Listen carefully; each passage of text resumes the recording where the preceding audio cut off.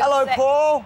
Oh. What is it like stepping out on that stage and there's that many people in front of you in Glastonbury? Well, for a start, it's Glastonbury. You know, Yeah. I mean, we've played to crowds bigger than that and similar in other countries and Yeah. stuff. But I don't know. I was quite nervous all day just thinking about it because I didn't really have anything else to think about. You know, you focus on the show. And yeah, I lost my breath during the first couple of songs. The wind I've was never blowing. seen that, and you've got onions on stage, Paul. You know. It was tricky, but as soon as you realise that the crowd are there for you, you know, you get a lot of spirit out of that, and the songs carry you as well. It's like this. There are only certain points where it suddenly flickers through that you're at Glastonbury.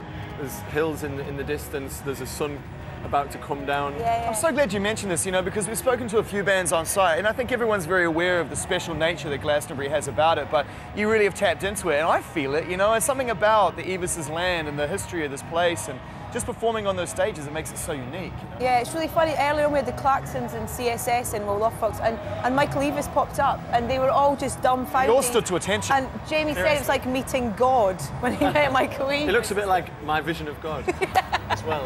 But no, it's true. It's a family-oriented thing, whereas other festivals are put on by promoters and they're very slick and they're very good at what they do. But this, you know, just walking around, if you lose somebody, there'll be somebody else to chat to. There'll be there's nobody throwing beer. It's a very interesting dynamic that they've managed to foster. It's kind of almost like it's not when bands play, it's not for them, it's for the crowd, really, isn't it? It's for the audience. Yeah, it's not a career move. It's like it's about that moment. It certainly ain't for the money.